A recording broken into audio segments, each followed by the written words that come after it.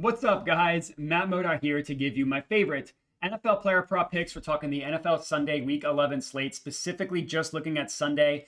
Monday Night Football is going to come over in a different slate. I'm recording this on Friday, so we already are past Thursday Night Football. Going to have 5 plays for you guys to lock in for this slate on Sunday. Very confident in the 5 plays that we do have. I think it's going to be a good week. Last week was our best week of the season. Hopefully we can continue that this week as well. Before we get into that, we got to do a recap. Now, unfortunately, Thursday Night Football did not go our way. I was on Drake May rushing yards, got an awesome price on this. He closed at like 24.5, and he didn't even come close. I think he had 4 rushing yards, including a kneel down at the end. Just didn't need to throw at all. Travion Henderson was awesome, had some pretty awesome throws. I get you can say that no quarterback needs to run against the Jets, except for they've allowed the 4th most rushing yards per game. The Jets have. So quarterbacks do have success against the Jets. It just wasn't Drake May last night. So that one goes down as an L. If you missed it, week 10 did go well for us. And we lost our Thursday Night Football, so we're right on schedule with that. Had a really good Sunday slate, and we cashed out our only play on Monday. Now, the only loss on Sunday was actually a terrible beat because Jackson Smith and Jigba had 82 receiving yards in the first quarter alone. But the Seahawks had 2 defensive touchdowns, and Sam Darnold threw the ball like 12 times. So easily could have hit that over if they just didn't score twice, but they did. But still, we'll take a good week 10. We will not take a bad Thursday night. So let's hope that we can turn things around for week 11. So week 10, we are up 2.75 units, down a unit so far for week 11. And we'll see how the rest of the slate goes. So appreciate everybody for watching. Gonna hop over to Props Madness here to walk you through the 5 plays that I am on. One thing that I do want to note is that somebody in the comments asked, when are they going to add other props besides passing yards? And I just want to let you know, if you click the passing yardage little drop down here, it shows you everything they offer. So you could look at everything from first half rushing yards to field goals to sacks to all that stuff. It's all here on Props Madness, so just wanted to mention that. The first play we're locking in here, we are actually targeting this game's actually in Spain, which is fun. And we're taking Jaylen Waddle over 78.5 receiving yards. You can actually get 76.5, which is a little bit of a better price than I got. So as of right now, recording this on Friday, have not beaten the market on Jaylen Waddle. We'll see how he ends up closing. It's a high number. I get it, 76.5. But you look at how he has played. So this game right here was the game in which Tyreek Hill got hurt. Since that game, he has gone over this number, 76.5, in 5 of 6 games. Now, he's only averaging 80 yards per game. He had a really gross game against the Browns. Those of you that don't remember, I do. This was a really bad weather game. It was heavy winds blowing heavily in this game, and the passing offenses on either side couldn't do anything. So you take that game out, it's 5 of 5 games, 84, 82, 99, 95, 110. Like, he's having a lot of success through the air.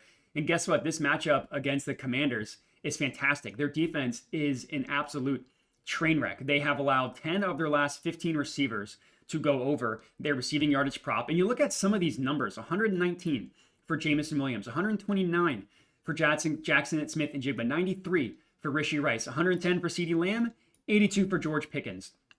Luther Burden, 51. Keenan Allen, 58. Like, a ton of massive performances. They are the worst zone coverage defense in the entire NFL.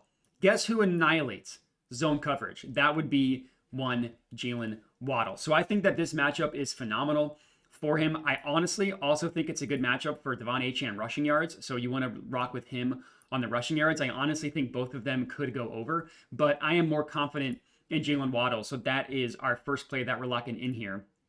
Next up, I do have a play here in Packers Giants. It is another receiving prop, and it's Christian Watson. So the best offered price here is actually 38.5 at -114. This is what I locked in. This is the same exact play that I'm on, so no line movement here. You're going to say, part of my strategy, which admittedly is not working out well this year, is what I like to call fade recent results. Take whatever's happening recently, bet the opposite of that. We're not doing that with Christian Watson, and I'm cool with it. He's gone over this in 3 straight games, and yet we're still hanging a 38.5, which I think is a little bit crazy. Like last week, the Packers scored 7 points. They had one of the worst offensive games I've ever seen in my entire life, and he still goes over. He plays 82% of the snaps, which is by far the most he has played since he has come back from injury. went from 56 to 66 up to 82. Now, the Packers were missing a bunch of receivers last week, including Romeo Doubs, who got banged up in the middle of that game. I don't care if every single player is healthy for the Packers. They get Matthew Golden back. They get Dontavian Wicks. I would still like this over on Christian Watson. It's just the perfect matchup for the for the Packers offense to get right against the Giants. You look at the matchup here, and the Giants, the one thing I want to note, there's a lot of things I want to note. They've allowed the second most receiving yards to the outside wide receiver specifically. That's where he lines up 67% of the time. They've allowed, that's actually the target share, the second highest target share. In terms of raw yardage, it's like sixth most to the outside receiver. And they've also allowed the fifth most specifically on deep passes. Why that deep pass number is important, that's all Christian Watson is used for, going deep. And the Giants defense is terrible at it. They've allowed, another thing that I want to mention here is they play zone coverage, literally the highest rate in the NFL. Now we're going to talk about zone coverage. It is not the only zone play that we are going to be on, man coverage. Sorry, they play man coverage. I think I misspoke. Man coverage at the second highest rate, the highest rate. Sorry, the Lions are another team we'll talk about. So I'm just jumbling my thoughts here. But the Giants play man coverage at the highest rate in the NFL. Christian Watson annihilates man coverage. His yards per route run, his targets per route run, significantly better against man. Has been the case his entire career, and is clearly the case the most against the Packers. He's got the best numbers by far against man coverage. So I think he's set up for another big game. He could hit this in one play, which is what he did. I think in both of these games, he had a longest reception, 52 and 33. So not quite the first one, but I also like his longest reception. You don't want to mess with the yards. You just think he's going to have one big play. Perfectly content taking his longest reception for 25 plus, or to over 22 and a half, especially, and for 25 plus. So that's play number 2. Next up, the next game that we're locking in here is Bengals versus Steelers, another receiving prop, which is what I had success with last week. And we're going with T. Higgins. Best offered price here is 55.5 at minus 115.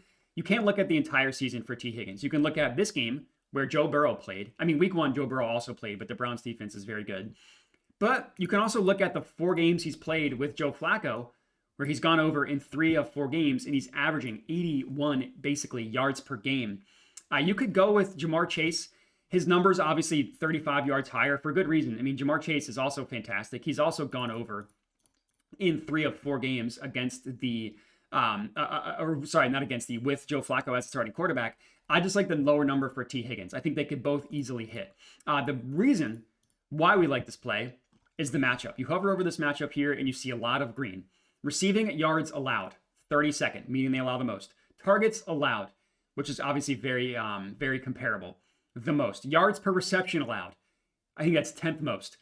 D-rank versus position.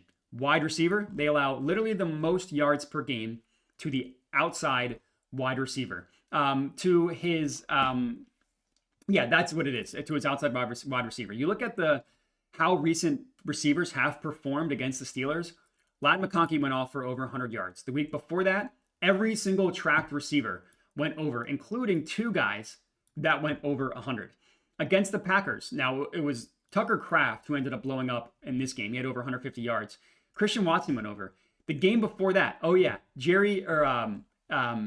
T. Higgins himself, 96 yards on 10 targets. Jamar Chase in that same game, 161 yards. The week before that, or 2 weeks before that, Jordan Addison and Justin Jefferson both went off for over 100. This passing defense is an absolute train wreck. Both Jamar and T. Higgins could easily go off for 100. Again, I just liked the lower number on T. I'm not going to talk anybody that wants to go Jamar Chase, even take his receptions, even though it's just insane. Over 8.5 for minus money is ridiculous. I get he had 16 last game. He had 23 targets, which is ridiculous. But I like the T number better. That is play number 3. Our 4th play that we're locking in here is Trey McBride. And I took him on the receptions. You could get, not touchdowns, receptions. You can get this exact price. So no different here, over 7.5 at plus 115 odds at ESPN Bet. And if you're watching this and that's gone, I would still take plus 112 at FanDuel. The biggest thing here is, when did Kyler Murray get hurt? This game right here against the Titans. Since then, it's over in 3 of 4 games against with Jacoby Brissett as a starting quarterback. 8 receptions on 11 targets. 10 receptions on 13 targets. Now here's his one bad game. 9 targets, only 5 receptions. The 1x10, we're winning the majority of that game. I'm not expecting that to be the case against the 49ers. And then last week, a game when they got absolutely blasted, 13 targets, and he had 9 receptions. The matchup is pretty good against the 49ers since all their injuries on defense, they have not been the same, especially the ways in which Trey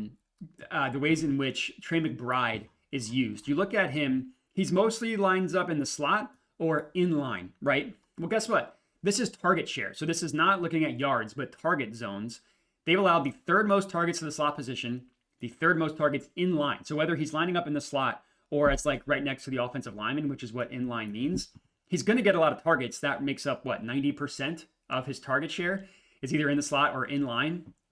And who's missing in this game? There's no Marvin Harrison Jr. There's no Zay Jones. They're going to need to throw because the 49ers, as banged up as they have been, their offense has mostly been pretty good. So I think they're going to be passing a ton.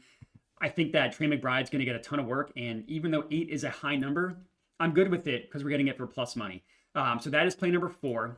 And then the last play of the video, probably going to take some Pepto as you place this because it's gross. I took A.J. Brown, and I took him 60-plus receiving yards, which is actually minus 105 here at Bet365. Now, I get it. It's been a terrible year. I mean, the Eagles' offense goes from looking good to looking like they've never played football before in ever. Last week was one of the games in which they looked like they've never played before. A.J. Brown only had 2 receptions, only had 13 yards, had 3 targets. Just as bad as it gets. This was like the worst possible matchup for A.J. Brown. You look at him head-to-head against the Packers. Look at him against the Packers. So he played them last year in this playoff game here. Guess what? He had 10 receiving yards on 3 targets, 1 reception. Now, he had a good game in week 1. The Packers had a new defensive coordinator last year. So week 1, he wasn't able to quite do everything. This game, their defense was cooking, and he was not good. Entirely different situation here. He's going up against the Lions, who, as I mentioned, love to play man coverage. Guess what? They play man coverage at literally the highest rate in the NFL. And if you look at second highest, if you look at the last month, they play man at the highest rate. So it's second highest on the year, highest over the last month. I can't think of a receiver in the NFL that has bigger splits, more dramatic splits, facing man versus zone. Man coverage, among the best in the NFL, 4.08 yards per route run. This is like among the highest. If you want to look and compare that to like somebody like JSN, who's obviously an absolute animal, just phenomenal. You want to look at how good he is, just compare that number.